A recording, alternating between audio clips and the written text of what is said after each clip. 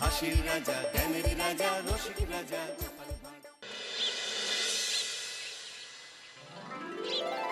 সত্যি এই বছর আমাদের কৃষ্ণনগরে ঠাকুর মুখ তুলে চেয়েছেন। হ্যাঁ মহারাজ, ধান একেবারে পরিপূর্ণ হয়েছে। তা কবে ধান কাটা হবে পুটির বাবা? ধান তো একেবারে পেকেই এসেছে, সপ্তাহখানেকের মধ্যে ধান কাটতে হবে। বেশ বেশ, তাহলে তো ভালোই হলো।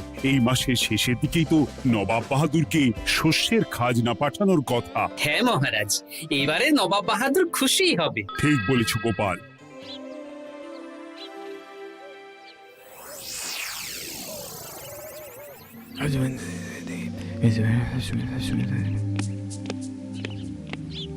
প্রণাম খাম্বাজরাজ। ওই তো কৃষ্ণনগরের মন্ত্রী চলে এসেছে। ও, এর কথাই তুমি বলেছিলে? হ্যাঁ, ওই রাজ্যের সব খবরাখবর আমায় দেয়। ইনি কে? ইনি হলেন জমিদার কেশকান্ত বর্মন, আমার রাজ্যেরই দক্ষিণ পশ্চিম গ্রামের জমিদার, আমার প্রিয় বন্ধু। নামটা বেশ অন্যরকম, কেশকান্ত। আসলে ওদের বংশ পরম্পরায় সকলের উন্নত ঘন কেশ আছে, তাই ওদের পরিবারের সবারও নামে একটা করে কেশ আছে। আমি খাম্বাজ রাজের সৌমিত্র এবং সুপরামর্শদাতা। কিছুদিন আগে আমার মাথায় খুব খুশকি হচ্ছিল, মাথার চুল পাতলা হয়ে আসছিল। কিন্তু আমার পরামর্শে একটা তেল মাখতেই মহারাজের মাথার চুল এখন ঘন হয়ে উঠেছে, আর কোনো সমস্যা নেই। বাবা বাবা, ভালো ভালো ভালো। এবার তাহলে কাজের কথাটা বলে দিন। এবারে তো শুনলাম তোমাদের রাজ্যে অনেক ধান উৎপাদন হয়েছে, তাই স্বাভাবিকভাবে নবাব বাহাদুরের কাছে রাজস্ব অনেক বেশি দেবে, কি তাই তো? হ্যাঁ, এবারে রাজস্ব দানে কৃষ্ণনগরই প্রথম হবে। না, তা হবে না। নবাবের কাছে অত ধান পৌঁছবে না, এমনকি কৃষ্ণচন্দ্রের কাছেই চাষিরা বেশি ধান রাজস্ব দিতে পারবে না। সেটা কি করে হয়? পাকা ধানে মই দিতে হবে। বললাম না, ও আমার সুপরামর্শদাতা। হ্যাঁ, আমার মন্ত্রীকে বাণিজ্যের কাজে বাইরে পাঠিয়েছি কিছুদিন, তাই কেশকান্ত মাঝে মধ্যেই আমার কাছে আসে, গল্পগুজব করে আর সুপরামর্শ দেয়। কিন্তু আমি কি করব? তুমি রাতের অন্ধকারে চাষিদের ধান জমিতে পাকা ধানে মই দিয়ে দাও, এমন ভাবে কাজটা করবে যাতে কাকপক্ষীতেও টের না পায়। আর তাতে আমার লাভ? প্রত্যেক বছর নবাব রাজস্ব দানে বিজয়ীকে ৩,০০০ মোহর দেয়, আমি তোমাকে তার থেকে ১,০০০ মোহর উপহার দেব। ১,০০০ মোহর? হ্যাঁ হ্যাঁ, যাও যাও যাও, কাজটা শুরু করে দাও। আচ্ছা।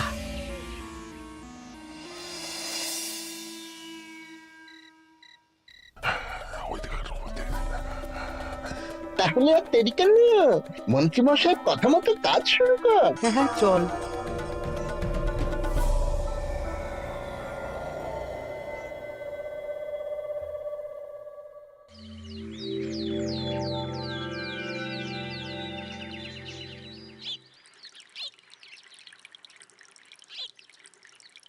এবারে তো চাষাবাদ বেশ ভালোই হয়েছে।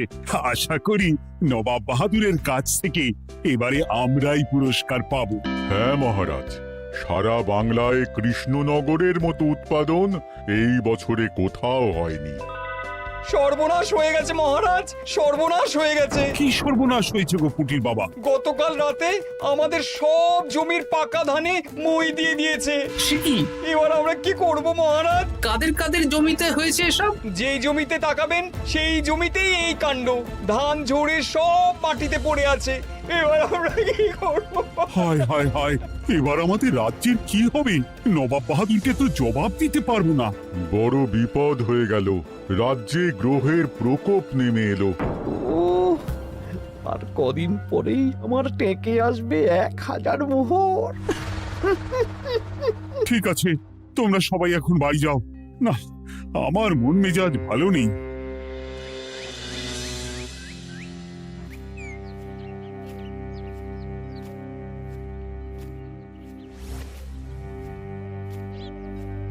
ওগো, তুমি শুনেছো কি হয়েছে? পুঁটির মা হাউ হাউ করে কাঁদছিল গো। হ্যাঁ গিন্নি, পুঁটির বাবা কয়েকজন চাষি ভাইদের নিয়ে রাজসভায় এসেছিল। শুনলাম রাতারাতি কে বা কারা চাষ জমিতে পাকা ধানে মই দিয়েছে। কত বড় সর্বনাশ হয়ে গেল বলো, কি হবে গো? কি যে হবে ভগবান জানে। বলি তুমি পারলে না পুঁটিদের একটু সাহায্য করো। হ্যাঁ, আমি মনে মনে ভেবেই রেখেছি বুঝলে, এবার বেতন পেলে পুঁটিদের বাড়িতে মাসোহারার জিনিসপত্র দিয়ে আসবো। নবাব বাহাদুরের কাছে মহারাজ খাজনা কিভাবে দেবেন? সেটাই তো বুঝতে পারছি না। আপনি এত চিন্তা করবেন না। রাজবাড়ির ভাড়ার থেকে আপাতত কিছু বস্তা ধান পাঠানোর ব্যবস্থা করুন। তারপর নবাব বাহাদুরের কাছে গিয়ে বলবেন, আস্তে আস্তে সব দিয়ে দেবেন মহারাজ। তাই করতে হবে, তাছাড়া তো আর অন্য কোনো উপায় দেখতে পাচ্ছি না। কিন্তু এবারে আর আমাদের মান রক্ষা হবে না। দেখি 2-1 দিনের মধ্যেই যতটা সম্ভব ভাড়া থেকে ধান পাঠানোর ব্যবস্থা করব।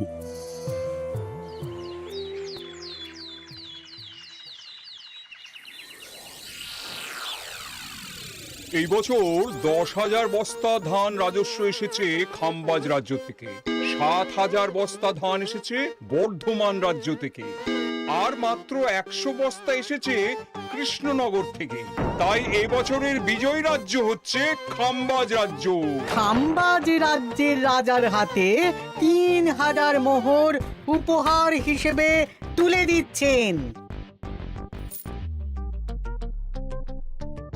আর কৃষ্ণচন্দ্র, তোমার রাজ্যের এরকম হাল কেন?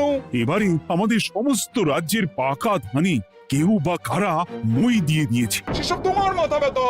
আমার ধান কোথায়? 100 বস্তা ধান রাজস্ব, কম করে 800 বস্তা ধান রাজস্ব দেওয়ার কথা, কিন্তু তুমি তোমার কথার খেলাপ করেছো। এই বছর আমি নিরুপায় জাহাপানা। আমিও নিরুপায়।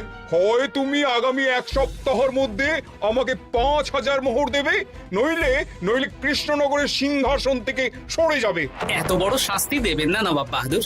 আপনি অন্তত মাস 6 সময় দিন, আবার ধান চাষ করিয়ে আপনাকে প্রাপ্য ধান দেওয়া হবে। বেশি কথা বলছো কৃষ্ণচন্দ্র। তুমি 5,000 নয়, 6,000 মোহর 1 সপ্তাহের মধ্যে দেবে। বেটা গোপাল বেশি পাকা, অত কথা বলতে কে বলেছিল? গোপাল, এটা তুমি কি করলে? হায় হায় হায়! সর্বনাশের সময় যখন ঘনিয়ে আসে তখন বিপদের ওপর বিপদ এভাবেই আসে। আমার পাওনা। আরে এখন না, তোমাকে পাঠিয়ে দেব। ওই দেখুন, খাম্বাজ রাজের সাথে কথা বলছি। এখন বেশি কথা বললে কৃষ্ণচন্দ্র আর গোপাল সন্দেহ করবে। চলুন তো দেখি ওখানে গিয়ে কি কথা বলছে। কি কথা বলছো মন্ত্রী? মন্ত্রী আমায় বিজয় অভিনন্দন জানাচ্ছিল।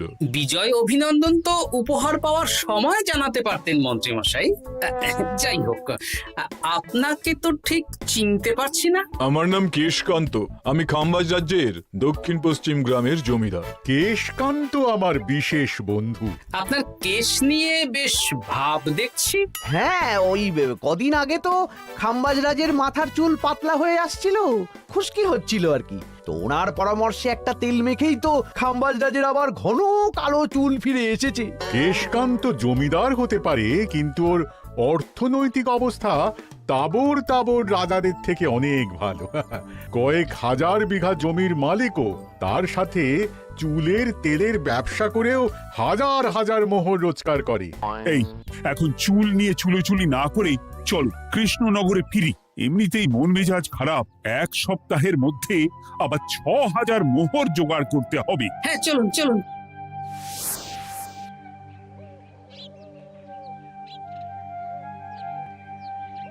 আচ্ছা মন্ত্রীমশাই, আপনি এই কেশকান্ত জমিদারের ব্যাপারে এত কিছু জানলেন কি করে? ওনার সাথে তো আমাদের আজই প্রথম দেখা। হাওয়ায় কত খবরই ভেসে আসে, সেরকম আমার কানেও এসেছিল। এসব বাদ দাও। গোপাল, মন্ত্রী, দুজনেই ভাবনা চিন্তা করো কিভাবে 6,000 মোহর জোগাড় হবে। পাকা ধানে মই পড়লো, এখন আবার এত বড় বোঝা। আমার কাছেও মহারাজ বেশি অর্থ নেই, সব মিলিয়ে মিশিয়ে ওই 150 থেকে 200 মোহর মতো আছে বাড়িতে। যদি বেশি থাকতো আমি আপনাকে নিশ্চয়ই সাহায্য করতাম মহারাজ। তাও করতেন কিনা সন্দেহ। তুমি চুপ করো। মন্ত্রীমশাই ওই লোকটাকে জানলো কি করে? এই লোকটাকে তো আগে দেখারই কথা না। না, ব্যাপারটা নিয়ে ভাবতে দিতে হবে। চলুন চলুন।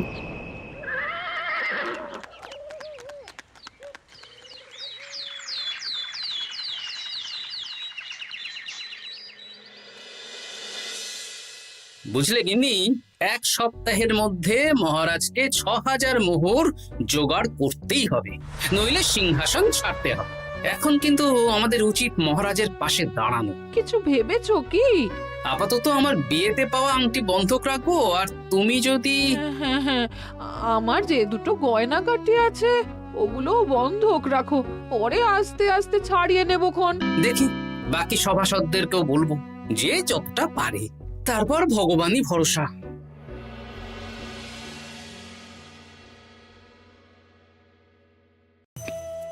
আপনি এত চিন্তা করবেন না মহারাজ। চিন্তা না করে কি আর কোনো উপায় আছে? সিন্ধুকে যা আছে তা দিয়ে ৩,০০০ মোহর হয়ে যাবে, কিন্তু তারপর আর কি করব? এবার কি নিরুপায় হয়ে জায়গা জমি বিক্রি করতে হবে? কিছু একটা করতেই হবে। আপনি গোপালকে একবার বলে দেখুন, প্রত্যেকবার যখনই বিপদে পড়েছেন তখন গোপালই আপনাকে বাঁচিয়েছে। দেখি আগামীকাল রাজসভা শুরু হওয়ার আগে গোপালের সাথে ব্যাপারটা নিয়ে আলোচনা করব।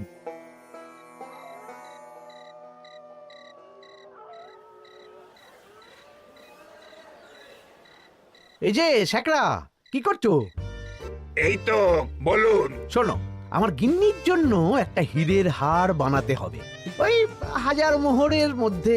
১,০০০ মোহরে তো হীরের নাক, কান, গলা, হাত, পা সব গয়না, এই সব গয়না হয়ে যাবে মন্ত্রীমশাই। তাহলে বানাও, এই নাও ১,০০০ মোহর। ওরে বাবা, মন্ত্রী মশাই, ১,০০০ মোহর! এই মন্দার বাজারে এত মোহর কোথায় পেলেন? গতকালই তো বললেন আপনার কাছে ১৫০ থেকে ২০০টা আছে। সে যেখান থেকেই পাই, তাতে তোমার কি? না, আমার কিছু না। শ্যাকরা, আমি কয়েকটা গয়না বন্ধক রাখবো। দেখি কি আছে। এই সব মিলিয়ে এতে আমি ১৫ মোহর দিতে পারবো। বেশ, তাই দাও। আমি ধীরে ধীরে শোধ করে গয়নাগুলো ছাড়িয়ে নেব। হ্যাঁ, মন্ত্রীর ব্যবহারগুলো বেশ সন্দেহজনক লাগছে। দেখি, গুপ্তচরকে কাজে লাগাতে হবে, মন্ত্রীর পিছনে ছায়ার মতো লেলিয়ে দিতে হবে।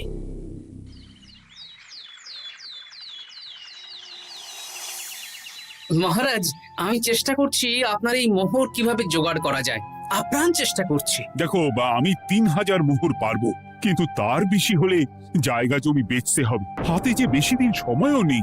আচ্ছা মহারাজ, দেখছি। তবে মন্ত্রীমশাই চাইলেই আপনাকে ১,০০০ মোহর দিয়ে সাহায্য করতে পারতেন, কিন্তু উনি তা না দিয়ে ওনার গিন্নির গয়না বানাচ্ছেন, হীরের গয়না। দেখি, মন্ত্রী তো কালকেই বলল ওর কাছে ১৫০ থেকে ২০০ মোহর আছে মাত্র। ১,০০০ মোহর কোথা থেকে পেল? সে উনিই জানেন, তবে তার খবর খুব তাড়াতাড়ি আশা করি পেয়ে যাব মহারাজ।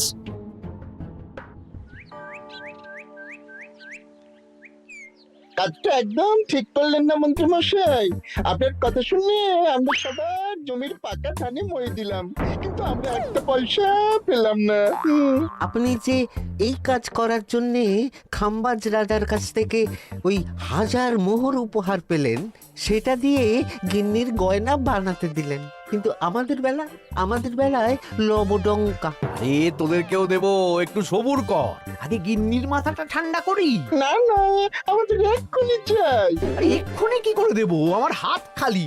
আচ্ছা আচ্ছা, ঠিক আছে, এই নে ২ মোহর ধর, ২ ভাই ভাগ করে নি, পরে আরো দেবো। এটা কিন্তু ঠিক না। এসব আলোচনা খোলামেলা জায়গায় করা উচিত না। উফ, পরে তোদের সাথে কথা বলবো, এখন যেতে দে, বাজার করব, তারপর আবার রাজসভা আছে।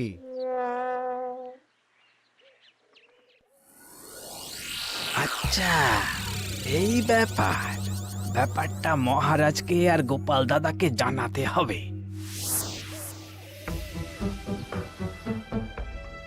গোপাল দাদা, মহারাজ আসল খবর পেয়ে গেছি। কি খবর? আমি একটু আগে শুনলাম। কাজটা একদম ঠিক করলেন না মন্ত্রী মশাই? আপনার কথা শুনে আমরা সবার জমির পাকা ধানে মই দিলাম, কিন্তু আমরা একটা পয়সা পেলাম না। আরে তোদেরকেও দেবো, একটু সবুর কর। মন্ত্রী, আমি না তোমাকে মেরেই ফেলবো। মহারাজ, মন্ত্রী মশাই এখানে গৌণ। উনি অর্থের লোভে এসব করেছেন, আর ওনাকে দিয়ে করিয়েছেন খামবাজ রাজ। হ্যাঁ, যাতে এবারে বিজয়ী হতে পারেন। তাই আপনি এই খবর পাঁচ কান করবেন না মহারাজ। আমি খামবাজ রাজ আর ওই কেশকান্তর কাছ থেকে ক্ষতিপূরণ ঠিক আদায় করে আনব। কিন্তু কিভাবে? শুনুন তাহলে।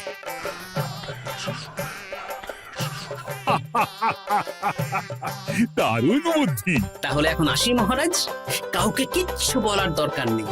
আপনি শুধু আগামীকাল সন্ধেবেলা খামবাজ রাজের দরবারে চলে আসুন। পারলে নবাব বাহাদুরকেও সঙ্গে করে নিয়ে আসুন। হ্যাঁ,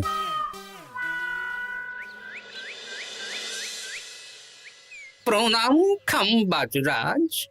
কে আপনি? আমি হতাশ রঞ্জন, পশ্চিমে থাকি। কি চাই বলুন?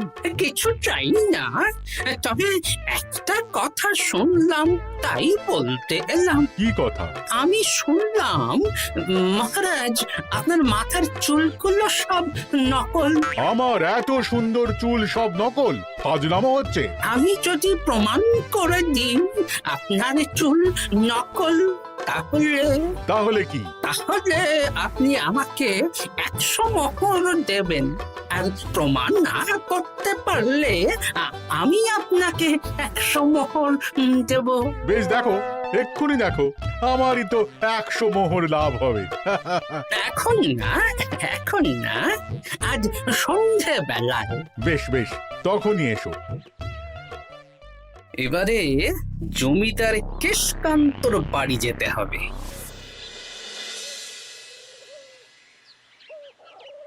জমিদার মশাই বাড়ি আছেন? কে মশাই আপনি? আমি হতাশ রঞ্জন, পশ্চিমে থাকি। আমি বিশাল ক্ষমতাশালী লোক। কিসের ক্ষমতা? আমি রাজরাজাদের মারধর করি, চুল ধরে টানি, শাস্তি দিই। এসব কি উল্টো পাল্টা বলছেন? খামবাজ রাজ আপনার বন্ধু না? হ্যাঁ, প্রিয় বন্ধু।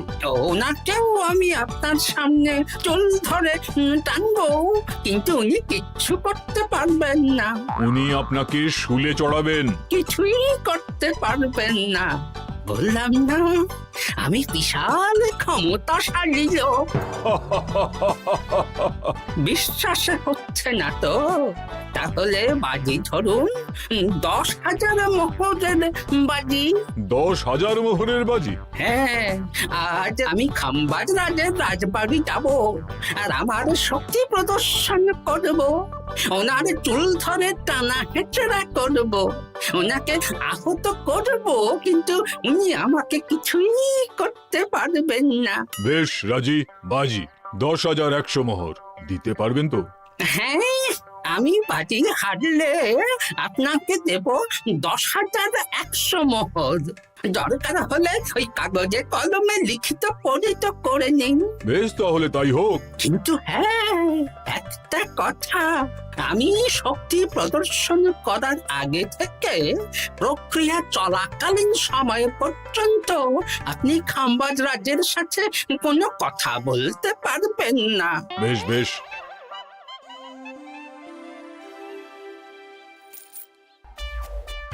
তাহলে শুরু করি। শুরু করো।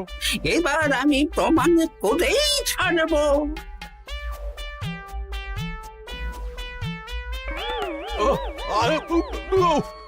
লাগছে লাগছে, বাবারে, লাগছে এই সেরেছে। লাগছে এ তো সত্যি সত্যি চুল ধরে টানছে। লাগছে লাগছে, বাবারে, বাবা। ওরে বাবা রে বাবা, কি শক্ত! এ কি, খামবাজরাজ কিছুই তো বলছেন না। তাহলে কি আমি হেরে গেলাম? না না খামবাজ রাজ, আমার ধারণা ভুল। যা শুনেছি তাও ভুল।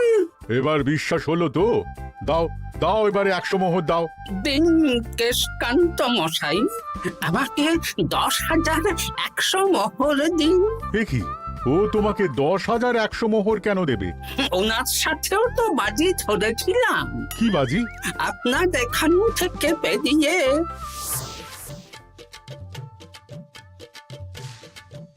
এবারে দিন তো দেখি। সব কাগজ কলমে লেখা আছে। এই নাও। হায় হায় হায় হায়। সাবাস গোপাল, সাবাস, তুমি আমার মুখ রক্ষা করেছো। গোপাল, কৃষ্ণচন্দ্র, নবাব বাহাদুর, আপনারা? হ্যাঁ, আমি গোপাল। এটা ছাড়া আর কোনো উপায় ছিল না খাম্বাজরাজ। আপনি আমাদের মন্ত্রীর মাথা খেয়ে যে জঘন্য কাজটা করিয়েছেন সেটা তো আর প্রমাণ করতে পারতাম না, তাই ছলে বলে কৌশলে আপনার প্রিয় বন্ধুর কাছ থেকে আদায় করে নিলাম। হ্যাঁ নয়, হ্যাঁ।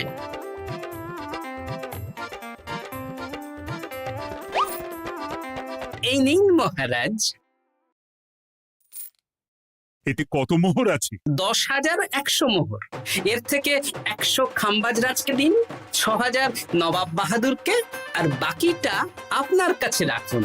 এত ধান নষ্ট হলো। কৃষ্ণচন্দ্র আমাকে সবটা বলেছে, আর ওর মন্ত্রীকেও নিয়ে এসেছি। ধোলাই খেয়েই সব বলে দিয়েছে। এই কে আছো? কৃষ্ণনগরের মন্ত্রীকে নিয়ে এসো।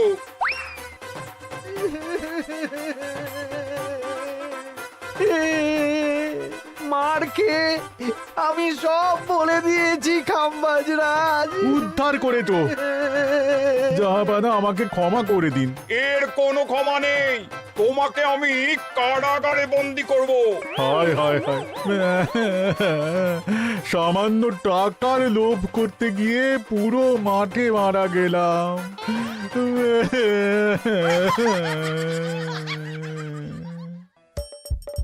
হাসির রাজা জ্ঞানের রাজা রসিক রাজা